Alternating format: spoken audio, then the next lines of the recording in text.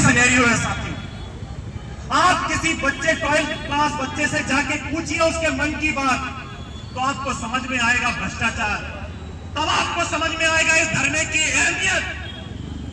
खंडवा, खरगोन, बड़वानी से जब लड़की घर से बाहर निकलती है तो 1000 सवाल पूछे जाते हैं, क्या करोगी पढ़, क्या है, कैसे होगा। और वो लड़कियां जब हताश हो जाए, फ्रस्ट्रेट हो जाए, तो बताइए क्या होता है उनके साथ। ये पूरा इंदौर 17 से एक बच्ची आती है पढ़ने के लिए, रीवा से बच्चियां पढ़ने के लिए आ रही है, अपने मम्मी पापा से लड़ रही है, माँ आंसू बहा रही है कि बेटी मत जा, क्या होगा। लेकिन कैरियर बनाने के लिए, भविष्य बनाने के लिए इंदौर आ रहे हैं, 18 घंटा पढ़ाई कर रहे हैं, लाइब्रेरी के अंदर दे रहे हैं, और जब रिजल्ट आ जाए और रिजल्ट में भ्रष्टाचार हो जाए तो आप बताइए उन बच्चों पे क्या गुजरेगी, क्या गुजरेगी उन बच्चों पर। आप सोचिए, ये दिल की बात है जो मैं आपसे कहना चाहता था। पीएससी के अंदर अभी बच्चे आए थे मुझसे बाहर मिलने के लिए, मैंने आपको बोला था असिस्टेंट प्रोफेसर के लिए इंटरव्यू चल रहा है, उसमें मार्क दे दिए कि जब इंटरव्यू होगा तो उसके मार्क में घपला चल रहा है। आप सोचिए, उन्होंने प्री निकाला, मेंस निकाला, इंटरव्यू में आके बच्चा हाथ पैर कप रहे हैं कि नहीं होगा, पैसा नहीं है जेब में, मजदूर का बच्चा है। आप जाइए सड़ी सी शिक्षक भर्ती, आप सोचिए शिक्षक भर्ती के अंदर भ्रष्टाचार, पुलिस भर्ती के अंदर भ्रष्टाचार, साइबर को हमने देखा रतलाम के अंदर, जब वो कमरे को खुला तो नीचे उसमें साइबर जो था उसका दूसरी तरीके से निकाल दिया गया। वो एक कॉलेज के अंदर हमने देखा कि बच्चा दूसरे नाम का दूसरा आदमी एग्जाम दे रहा है। जब पटवारी भर्ती हुई तो पटवारी भर्ती में हमने देखा जो लड़की टॉप की, उससे पूछा भैया मध्य प्रदेश की राजधानी क्या है, तो वो मध्य प्रदेश की राजधानी दिल्ली बता रही है और वो टॉप है। साथियों, ये पीड़ा आप लोग समझ पाए कि एक बच्चे के, एक स्टूडेंट के दिल पे क्या गुजरती है। मैं बहुत सारे बच्चे यहां बैठे, मैं नाम नहीं लूंगा, वो बच्चे स्विम भी चलाते हैं, माँ बाप पैसे नहीं भेजते, बोलते हैं बेटा नहीं कर सकते, तू तेरा निभा, तू तेरा कर।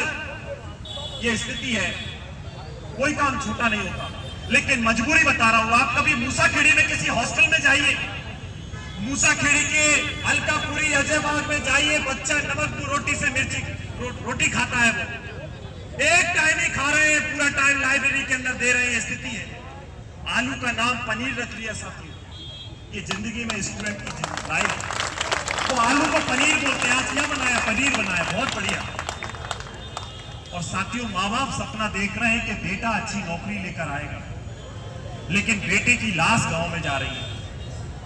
इंदौर शहर के अंदर 2 बच्चे पेपर देने के लिए आए, वो जब पेपर देने के लिए आए तो उनका विजयनगर में सेंटर आया, सर्वर डाउन हो गए, पेपर खराब हो गया, दोनों बच्चों ने सुसाइड कर ली ट्रेन की पटरी पे नीचे। अखबार में छापा, उनका जब बैग खोला गया तो उसमें रोटियां थी, मां ने रोटी रखी होगी कि बेटा पेपर देके वो रोटी खा लेगा, लेकिन ये भ्रष्ट तंत्र ने उन दोनों बच्चों की जान ले ली साथियों।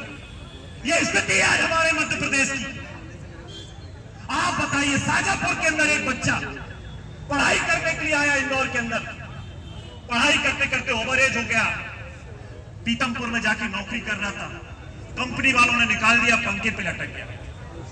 हम जब उसके गांव गए, उसके घर देखा तो उसकी बहन बिन ब्याही है, क्योंकि पिता चाहते थे कि नौकरी लगेगी, बहन का ब्याह होगा, मां हार्ट पेशेंट है, घर में बता भी नहीं पाए कि बेटे की मौत हो गई। ये हालत इस देश के अंदर मध्य प्रदेश के युवाओं की है साथियों। एक एक घर में जाइए, एक एक घर में आप जाइए, नौजवानों की स्थिति आपको समझ में आएगी कि क्या चल रहा है भ्रष्टाचार के कारण। ये लड़ाई इतनी आसान नहीं है साथियों कि कहेंगे कि नीट का पेपर रिजेक्ट हो गया, रद्द हो गया या लीक हो गया।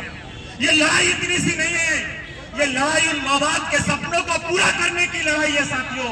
उस लड़ाई को लड़ने के लिए हम लोग यहाँ पर भभरकुआ पर बैठे हैं साथियों। ये लड़ाई मेरी नहीं है, ये आपकी नहीं है, पूरे मध्य प्रदेश के युवाओं की लड़ाई है। पिछले 4 साल में मुझे कोई बता दे चैलेंज करके कौन सी भर्ती बिल्कुल निष्पक्ष हुई हो, कोई बता दे मुझे कि यह भर्ती बिल्कुल निष्पक्ष रूप से हुई है। एक भर्ती नहीं हुई अभी तक। ये हाल है साथियों।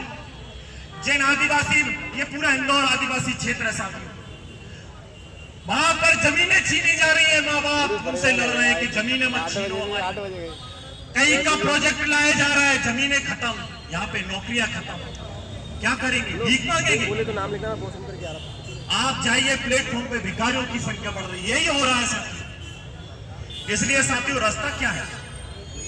रास्ता है लड़ाई, एकमात्र रास्ता है साथियों। ये जो लड़ाई हमने शुरू करी है, ये जो लड़ाई चालू हो गई है, वो लड़ाई कोई एक व्यक्ति की लड़ाई नहीं थी कि अभिजीत ने वहां से अमेरिका से बोल दिया और चलो लड़ेंगे और बच्चे तैयार हो गए, ऐसी बात नहीं थी। ये आग हर उस नौजवान के अंदर जल रही थी कि कोई तो आए और जो बोले कि हाँ इस तंत्र के खिलाफ हम लड़ने के लिए तैयार हैं। वो लड़ाई सोनम वांगचुक की अकेली नहीं, वो हम सभी की लड़ाई थी, हमारे सबके अंदर। वो ऑटो वाला भूल गए ना भैया, वो नहीं देख सकते अपने बच्ची का भविष्य कि वो डॉक्टर बनेगी, इंजीनियर बनेगी, कलेक्टर बनेगी, नहीं देख सकते। वो एक समय था जब माँ बाप सपना देख लेते थे कि मेरी बेटी को, मेरे बेटे को मैं डॉक्टर बना लूंगा। आज नहीं बना सकते साथियों, आज नहीं बना सकते इस भ्रष्ट तंत्र के अंदर। इसलिए साथियों लड़ाई लड़ना पड़ेगा, संघर्ष ही एक रास्ता है, इसके अलावा कोई रास्ता बचा नहीं है। दुश्मन कोई एक पार्टी नहीं है, ये पूरा तंत्र सड़ चुका है। नागनाथ को बिठा दो, सांपनाथ को ले आओ, सांपनाथ को बिठा दो, नागनाथ को बिठा दो, समाधान होगा नहीं साथियों। यदि धर्मेंद्र प्रधान जी का इस्तीफा हो जाए तो क्या गारंटी दूसरा प्रधान बैठेगा वो नहीं करेगा गड़बड़। इसलिए हम शुरू से कहते रहे एनटीए को निरस्त करो, उसके अधिकारियों को सस्पेंड करो और जेल भेजो।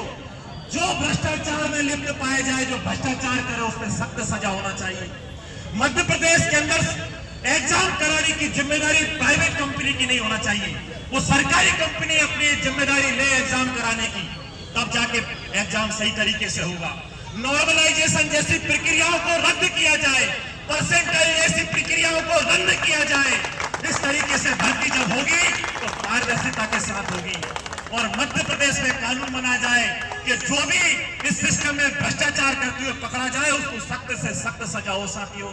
ये हम मांग करते हैं इस मंच से, तब जाके हम देखेंगे भ्रष्ट तंत्र खत्म होगा। और आखिरी में नौजवान जब जागेगा, नौजवान जब सड़क देख लेगा तो ये सरकार डलेगी साथियों। इसलिए एक शेर याद आता है कि अब ना पत्थरों से शिकायत करेंगे हम, अपने ही आईने की खुद हम हिफाजत करेंगे हम। हक मांगना अगर बगावत है दोस्तों तो ऐसी बगावत 100 बार करेंगे हम साथियों। और देश का नौजवान वो बगावत करने के लिए तैयार है। 20 तारीख कल पूरा देश देखेगा कि हिंदुस्तान का नौजवान कैसे लड़ता है साथियों। ये मध्य प्रदेश, ये चंद्रशेखर आजाद की धरती है। चंद्रशेखर आजाद इस धरती में पैदा हुए हैं, हम उनके वंशज हैं साथियों, लड़ना भी जानते हैं साथियों। हमने अंग्रेजों से भी लड़ाई लड़ी, अब इन चोरों से भी लड़ाई लड़ेंगे साथियों। भगत सिंह से जेल में पूछा गया कि तुम्हारे रिश्तेदार कौन है, कौन है तुम्हारे रिश्तेदार? भगत सिंह ने कहा था मेरे 3 रिश्तेदार हैं। पहले वो जो कोलकोटियों में जो शहीद हो चुके हैं, करतार सिंह सरावा जैसे लोग। दूसरे रिश्तेदार मेरे वो हैं जो जंगे आजादी में मेरे साथ लड़ रहे हैं। और तीसरे रिश्तेदार मेरे वो होंगे जो आने वाले हिंदुस्तान में भ्रष्ट तंत्र के खिलाफ लड़ाई लड़ेंगे। आप और हम भगत सिंह के तीसरे रिश्तेदार हैं साथियों। सर ऊंचा करके जिए, अपना माथा ऊंचा रखिए कि हम लोग हैं जो इस भ्रष्ट तंत्र के खिलाफ में आवाज उठा रहे हैं साथियों। अभी तो है, हम लोग सर नीचा करके नहीं झुकेंगे साथियों। हम लोग अपना सर नीचे नहीं करेंगे।